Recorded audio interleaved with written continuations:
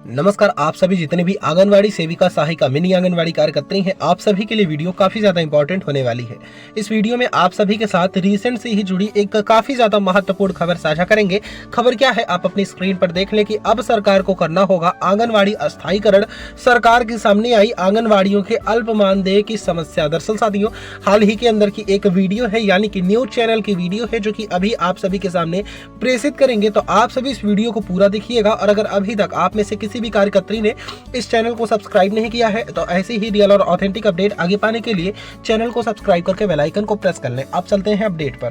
गर्भवती महिलाओं के टीकाकरण की हो या फिर पोषण आहार की, बच्चियों को एनीमिया से दूर रखने की हो या स्कूली शिक्षा से पहले अनौपचारिक शिक्षा की, महिला एवं बाल विकास की रीढ़ की हड्डी या कहे नींव होती है आंगनवाड़ियाँ।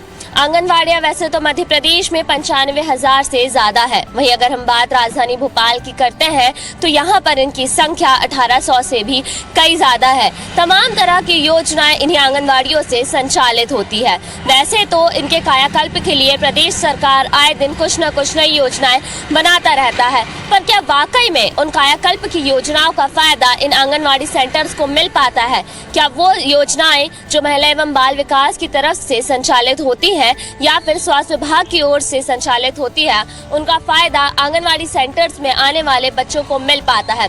आज की हमारी खास पड़ताल इसी विषय पर।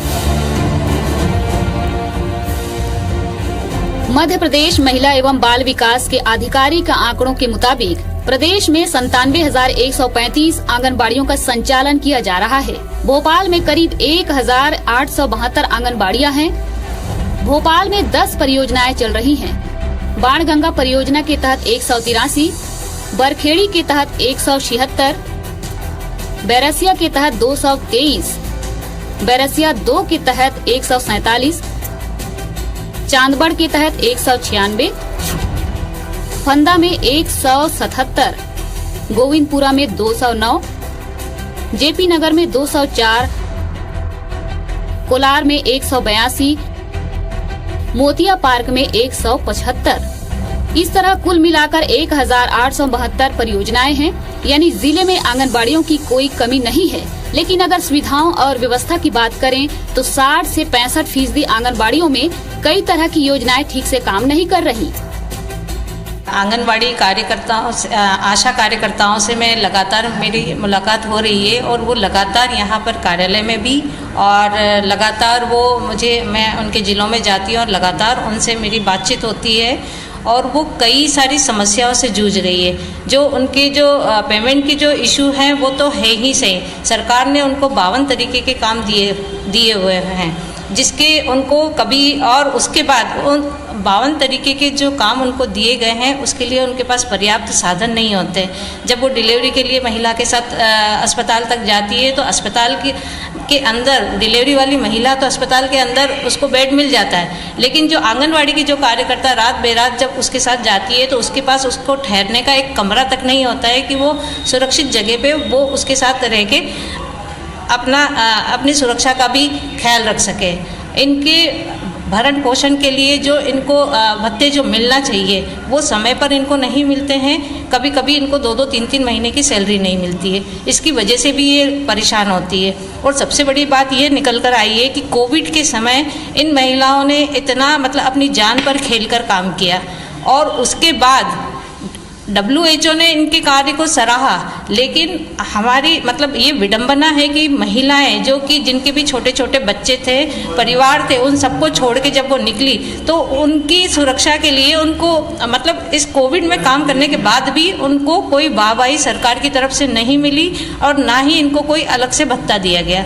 ये बड़ी शर्म की बात है, और सरकार को इस विषय में उनको सोचना चाहिए, उनकी समस्याओं के बारे में सोचना चाहिए, और उन्हें जल्दी से जल्दी उनकी जो मांग है कि उनकी सैलरी बढ़ाई जाए और उनको एक कर्मचारी का दर्जा दिया जाए, ये चीज पर उनको गौर करना चाहिए।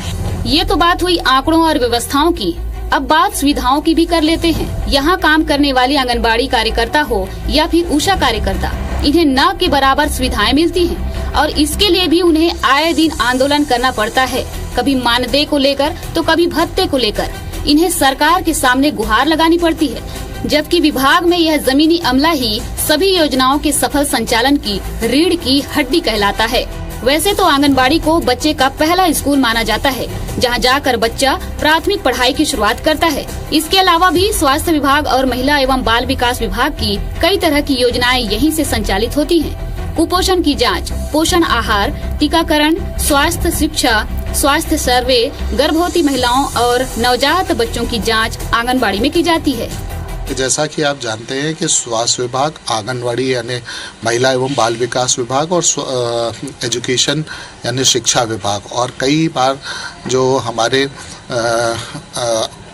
आदिवासी कल्याण विभाग है वो भी मिलकर काम करते हैं। स्पेशली अगर आप देखें तो चाहे गर्भवती माताओं का पंजीयन की बात आए, चाहे उनके टीकाकरण की बात आए, चाहे बच्चों के टीकाकरण की बात आए या विशेष अभियान जैसे कि दस्तक अभियान या कोविड टीकाकरण चलाए जाते हैं, उनमें इन विभागों का सहयोग रहता है। जहाँ तक आंगनवाड़ी कार्यकर्ताओं का सवाल है, कई बार तो हमारे जो VHND यानी village health and nutrition day हैं या अर्बन एरिया में urban health and nutrition day हैं, वो आंगनवाड़ी में ही आयोजित किए जाते हैं। तो ये जो दोनों विभाग हैं वो हमेशा से मिलकर काम करते रहे हैं और आंगनवाड़ी यानी महिला बाल विकास विभाग, स्वास्थ्य विभाग और इसके साथ में आदिवासी कल्याण विभाग के सहयोग से हम लोगों को अपना काम करने में काफ़ी मदद मिलती रही है। सर, अगर हम देखिए गर्भवती महिलाओं की जो कुछ जांचें होती हैं या जो थोड़ी बहुत उनको मेडिसिन मिलती है एनीमिया वगैरह की, और उसके अलावा जो नवजात बच्चे होते हैं इनकी भी कुछ दवाइयाँ वहाँ पर मिलती है, कितना मददगार साबित होता है? आप देखें कि आंगनवाड़ी या महिला बाल विकास विभाग अपने स्तर पर भी कुछ आंगनवाड़ी में दवाइयाँ रखता है, प्लस हम लोग भी उन जगह पर बेसिक मेडिसिन्स रखवाते हैं जिससे आवश्यकता पड़ने पर तुरंत मिल सके। वैक्सीनेशन के लिए वहाँ पर दिवस नियत है जहाँ पर हमारी टीम जाती है, ANM जाती है और वहाँ वैक्सीनेशन करती है।